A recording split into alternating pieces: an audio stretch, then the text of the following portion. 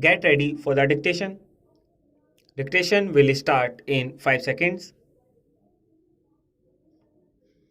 Start. Mr. Vice Chairman, I was speaking about the need for developing a strong UN delegation.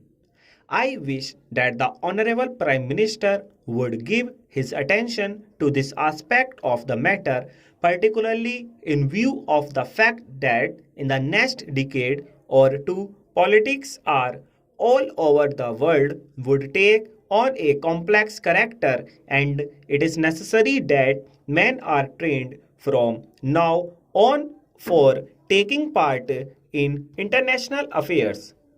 In the UK and the United States, such delegations are filled with men who have wide knowledge of international affairs, and there should be other qualification for a man to be included in such a delegation. In this connection, I should also like to mention that it is time for government to develop sound conventions regarding the conduct of foreign affairs. In the United States, they have accepted the principle of bipartisan consultation on important affairs of policy. For example, when President Kennedy stood for election, President Eisenhower, even during the period of the conduct of the campaign of President Kennedy, kept him informed about major developments in foreign affairs. We have seen our government sending troops out of this country to the Congo, and at that time I had raised the point that before troops left our country for any assessments, member of the opposition should be informally consulted.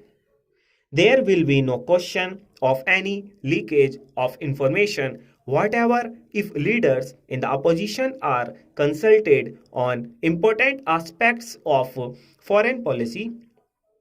The consultative committee of the External Affairs Ministry does not go some way to meet the needs of exchanging information about foreign affairs, but the informal consultation of the kind that I mentioned, where the leader of the opposition and leaders of other parties are called and told by the Prime Minister about unusual developments, would strengthen the convention that the foreign policy of the country has to support not only the Congress party but also of the entire government.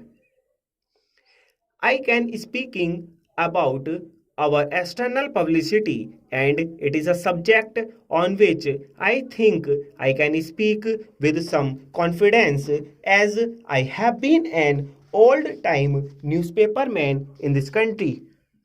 The material which is sent out to foreign countries is extremely scrappy and useless. There is included in these messages some statement of what this minister was saying somewhere.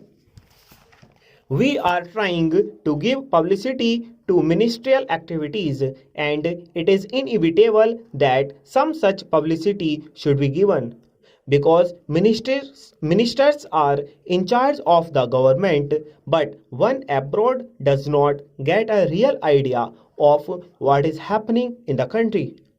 I would like to suggest for the consideration of the External Affairs Ministry that they should send a fortnightly assessment of what is happening in India, written dispassionately, not to please a minister or to highlight something that he has done, but to give an objective assessment of what is going on in the country. In the old days, when the British government was in existence, such fortnightly reports used to be sent by various state governments, and I think a beginning can be made in that direction in this matter. The other point I would like to suggest is that publicity is a complicated and technical matter. The Foreign Service, as it is constituted today, does not have sufficient training in publicity. The Estimates Committee, which went into the demands of the External Affairs Ministry, mentioned about the methods of training which have been adopted, but since our foreign service men are not trained in publicity work, and one sees, for example, that a lot of confusion has arisen in the United States over Ambassador Nehru's statement. I think the External Affairs Ministry might well set up a committee of members of parliament who are conversant with external publicity and some newspaper men to advise the External Affairs Ministry from time to time. I do not think that the committee will ask for information which is confidential or secret, but they can assist the newspaper men. There are a handful of competent men who would be willing to serve on the committee in an advisory capacity. They would be able to tell the External Affairs Ministry what should be done in order that our news publicity abroad is better. I might mention also that the Estimates Committee had recommended the creation of a cultural cell. Sir, to my mind, we have also to be clear in our mind regarding the objective of rural industrialization. Do we mean to have only diversification of rural economy, and are we going to have rural industrialization only in order to give some help to those who find themselves unemployed during a certain period of the year?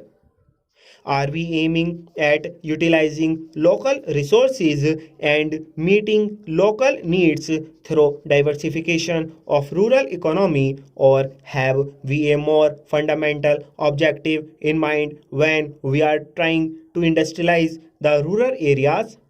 Without this, I am afraid rural industrialization will not be possible. Stop.